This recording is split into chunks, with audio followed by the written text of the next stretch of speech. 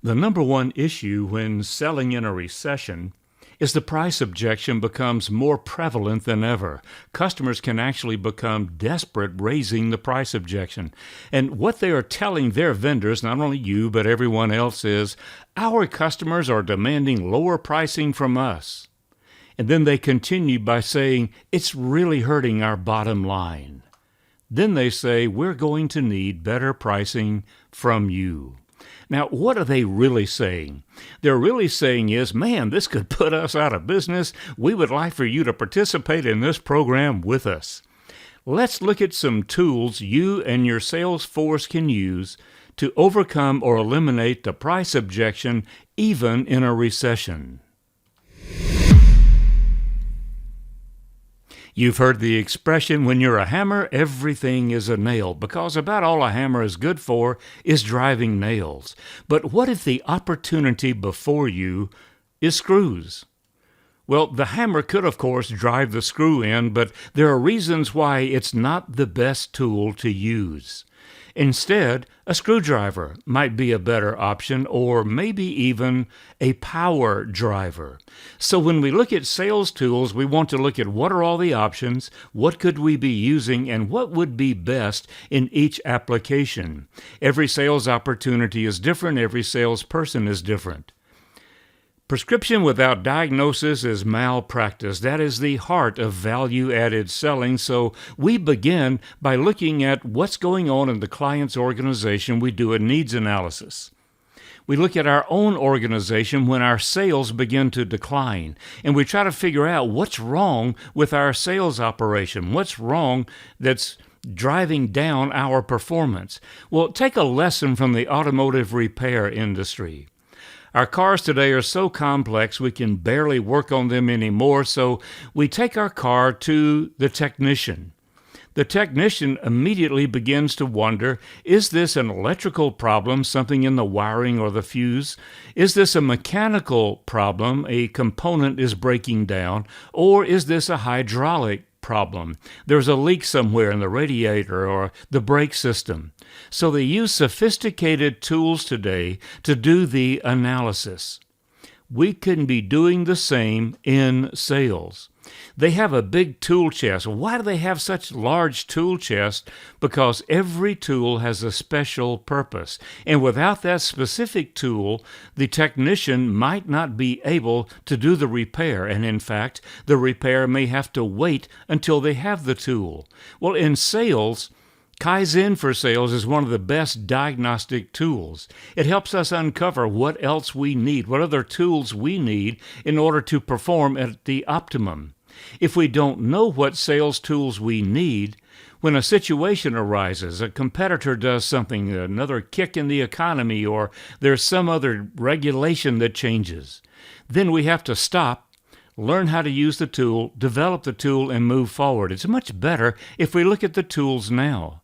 In sales, we want to know, what is the issue? Is it compensation? Is it our products? Is it our people? Is it our pricing? And we simply just don't know and couldn't respond unless we had the right tools. So the question is, how do we figure it out and how do we fix it? Well, Kaizen for sales is the best diagnostic tool I have found yet for salespeople.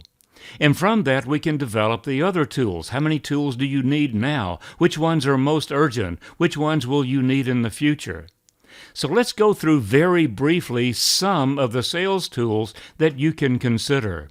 The first one is pre-call planning. If you want instant results, if you want a quick start to boost your sales, pre-call planning is the tool.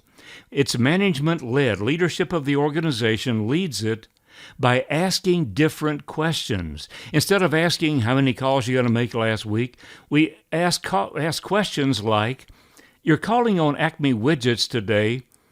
What goals have they set for this year, and what obstacles have they identified that might prevent them from making those goals? It makes use of business function selling so that we better understand our customer's business. It takes advantage of supply chain selling so we know what's going on with their customers. It repositions the sales rep as a true ally for the customer. You're there to help them run their business better when you've done pre-call planning.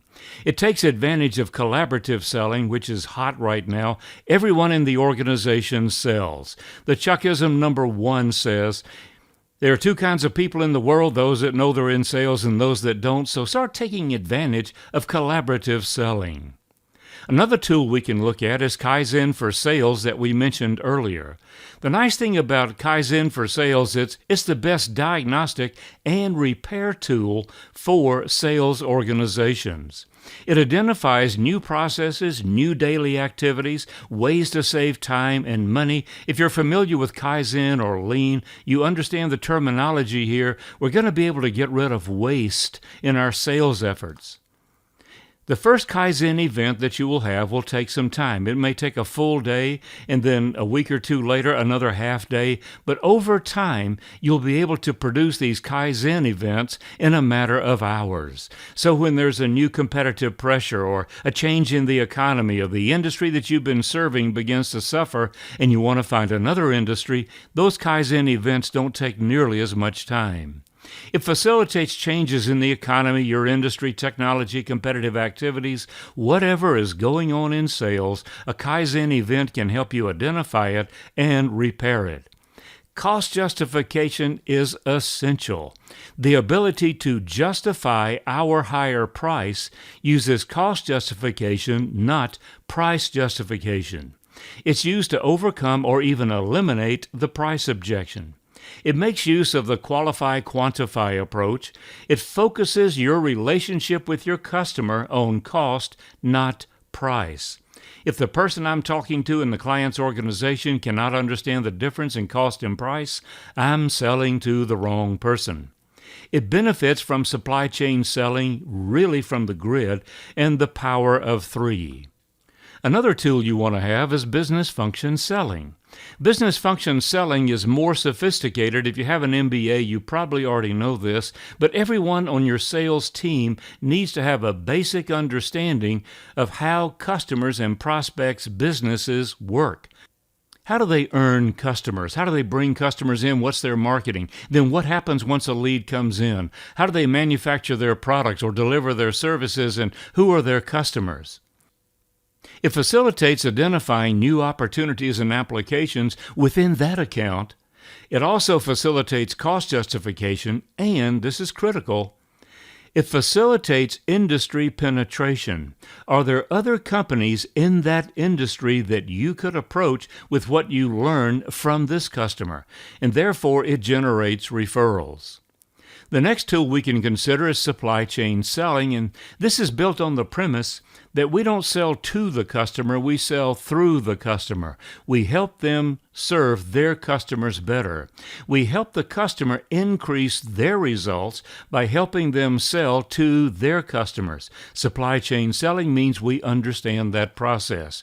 It builds tremendous customer loyalty, and it presents new vendor-vendor relationships. You may find yourself building relationships with other client vendors, other vendors your clients are using. Blended selling is one of the most useful tools you can have. You build a library of tools. Most of them will be digital. They're often interactive. They replace or enhance face-to-face calls. Because they are digital, you can actually use them to replace a face-to-face call.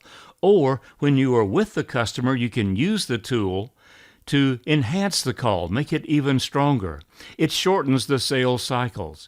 It capitalizes on X-selling. Go to xselling.com and you'll learn why.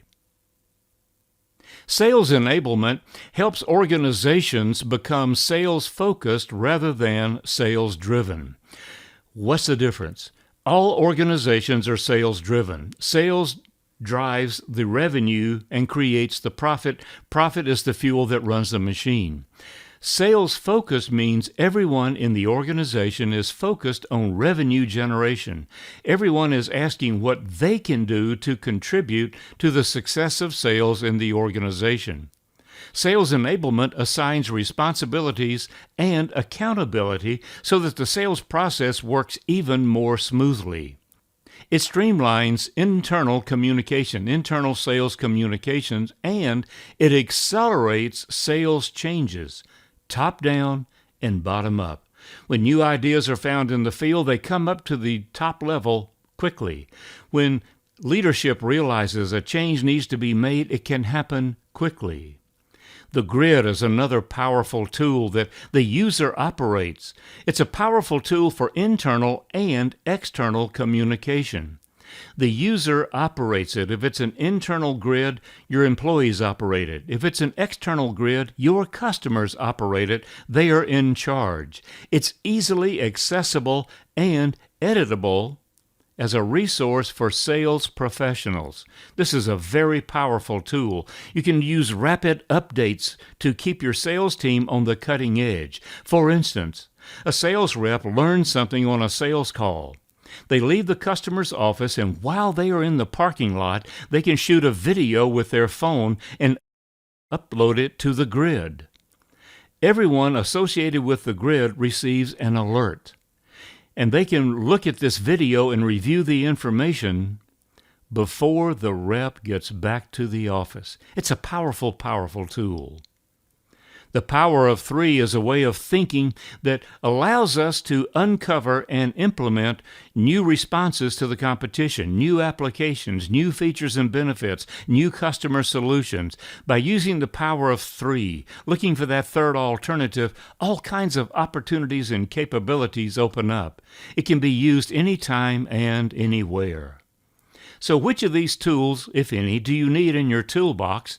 And how would you go about putting them there? How would you go about enabling your sales team to use these different tools? What tools do you need? You begin with this question: what would you like for your sales team to be able to do they are not doing now? For whatever reason, they're not doing now. Or, what would you like for them to be able to do even better? Or, what activities would you like for them to no longer be involved in? It doesn't mean that activity doesn't happen. It simply means that you're not going to be involved in them. Basically, there's no software to buy. You can use MS Office programs, which your people probably already know, like they can use PowerPoint to create a grid. They can use Excel for cost justification. The technical training for each of these programs is also free. You go to a website called youtube.com, and in the subject line you type in tips and tricks for PowerPoint, tips and tricks for Word. You type that in and you get all kinds of training. However, being able to use these, the fundamentals and the professionalism, comes from how to sell professionally in a recession. You can find the details for some of these modules at www.chuckreeves.tv.